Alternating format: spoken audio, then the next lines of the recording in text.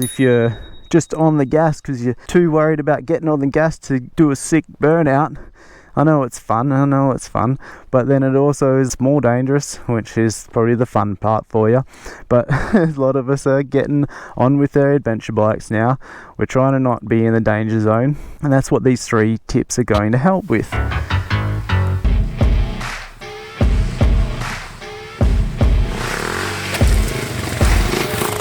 Skids and stuff. Today we're going to be looking at 3 cheats to dirt bike riding. It's what I see as the easiest, most effective, safest way to ride a dirt bike. They're going to give you a shortcut to more safe, effective, and in the end fun and enjoyable way to spend time on your dirt bike. Look ahead, stay smooth, and use your feet. They're the basis of motorbike riding. They're the basis of your dirt bike, your time in the dirt. You need to always have this in your mind if you're going to make the most of the time on the bike. You're going to be able to use these techniques in pretty well every situation that you come across as a cheat code to help you figure out the way to make any obstacle or riding situation or terrain come to you more easily. Tip number 1 seems obvious. Be smooth. How do you be smooth though? Yes, there is a lot of techniques involved in it, about your clutch control, your throttle control, using your braking, but a lot of problems when you're riding arise from not being smooth when you're getting a bit carried away in a situation. Say you're coming into a corner too fast, you're deciding to give it heaps of throttle as you're blasting out of a corner. But being smooth about your decision making and how you actually go about tackling something like this has a great impact on the outcome of any situation on a bike. So with Be Smooth, it's about taking whatever situation you're in, and if you're wondering how the best way to do it, well, I could be riding this like gravel single track, trying to like do skids out of every corner and come in fast, but you get it all out of shape, your bike's jumping all over the place and making it difficult to gain traction where you need it. Whereas the idea is, whichever way you can think of that is the smoothest is always the way. So in this situation, it's be smooth on the throttle, be smooth on the brakes. Don't panic and grab the brakes, it's smoothly on the brakes. As you come in, you're like, oh, there that is. So you think to yourself, weight back, feet on the pegs, and slowly on with the brakes. That's what keeps the bike balanced and keeps you pulling up nice and smoothly. That's your option, the smooth option. Anything else and you're only causing problems. But that's just one example of being smooth. You'll notice it is an option to be smooth in every part of your riding, from as soon as you take off in the morning to when you're pulling back into your cafe. Picking a line can be a way to be smooth as well. Picking the smooth line up the hill. This again is going to work in conjunction with looking ahead. So you look ahead and you pick the smooth line. Oh, that's an obvious one, isn't it? But you need to be doing the looking ahead in that case. And then there's looking ahead. We've all heard this one, the old adage of make sure you look ahead. And it's more than just trying to pick your line and look for a rock so you don't hit the rock. You want to look past the rock, past the line. There's a couple aspects of it that don't really get talked about enough.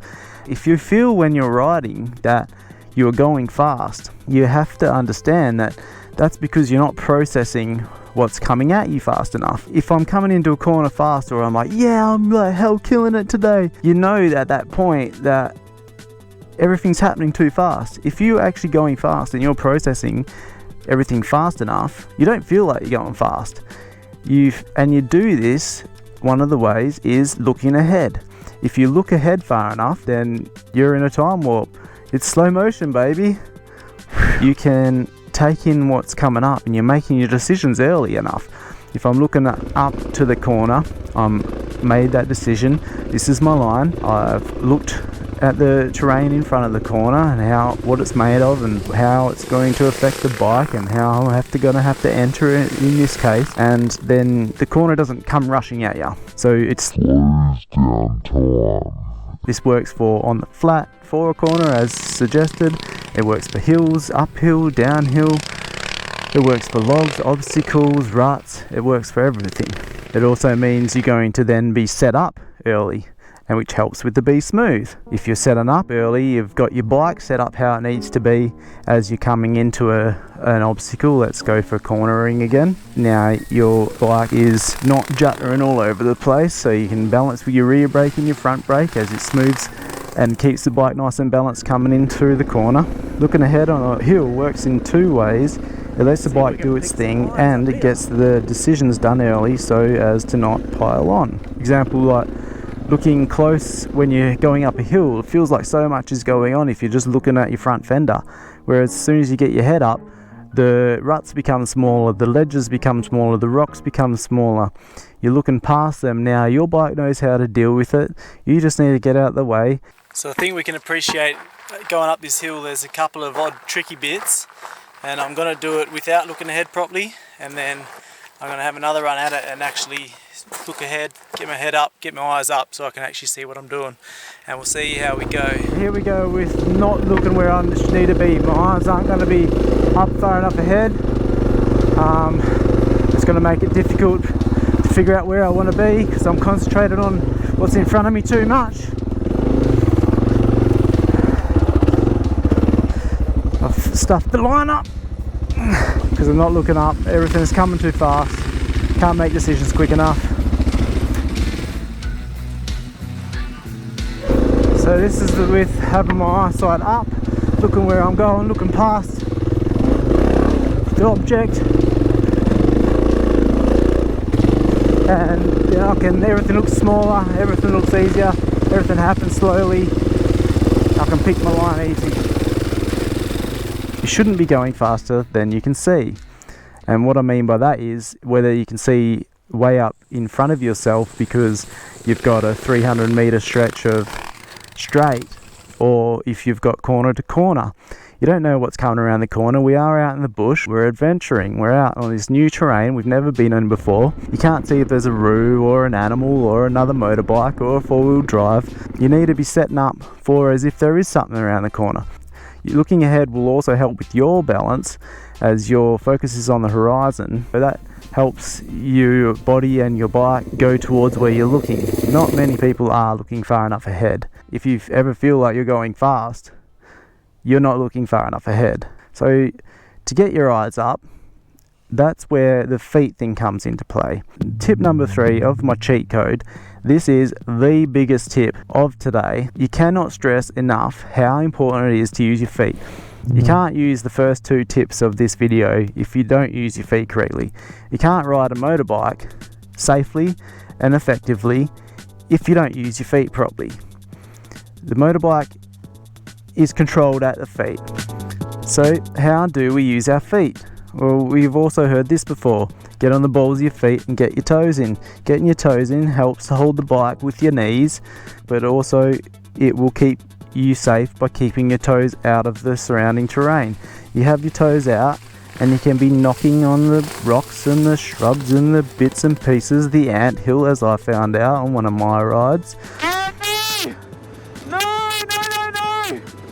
Ah, I came around an inside corner and there was a freaking ant's nest or something. Oh man, covered my foot. Oh, this is not good. Using your feet is the single greatest tip of this whole cheat sheet.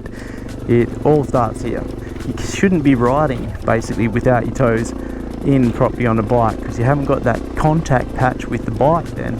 So then you have the availability to look ahead.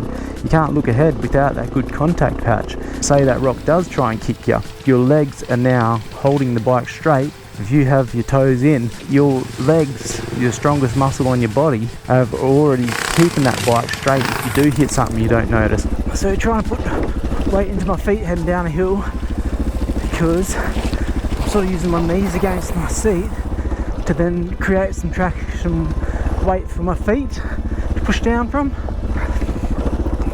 It keeps the bike going straighter. being on your toes is also helping with suspension. So that's another thing that the feet is working with. It gives you that extra suspension. It gives you that supple suspension. It gives you the feel for what your suspension's doing. You can actually feel what the bike's doing through your feet, through your toes. But you have to be listening to it. You have to understand that the bike's telling you through the pegs what it's doing. You have to use your feet to listen to it. It might sound crazy, but once you get it, once you practice it, you end up learning how to listen to it. It's giving you more leverage when you're on your toes. Say you're going through technical terrain, you're in rocks and you're on your toes, you've got a lot more feel or a lot more agility to move around as well.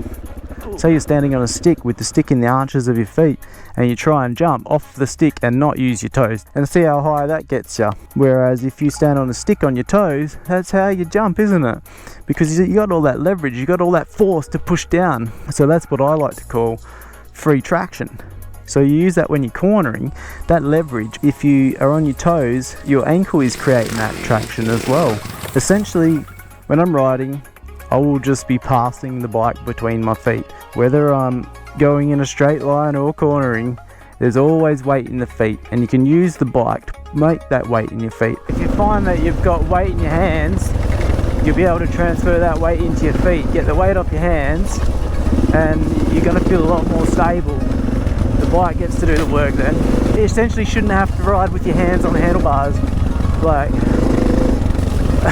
they're only there to use the levers. Move your body around, use your weight. Way, dear! See that? You need to put that weight, and there's always a way to do it, down into your feet. If you're holding on to the bars like this and you're getting shaken about, you just have to move your body until that weight that's in your hands and you're like, ugh, holding on, goes down into your feet. You can either do it by leaning forward onto your pegs a little bit more, or you might have to even get your heels down a bit, get your bum back. Experiment. If you can do it, if you can feel it, if you can listen to your feet, it's going to change your riding. It's going to change your riding experience. It's massive. If you like the video, let us know by smashing that like button. It's the little thumb down the bottom of the video. Subscribe to the page for more vids. Peace!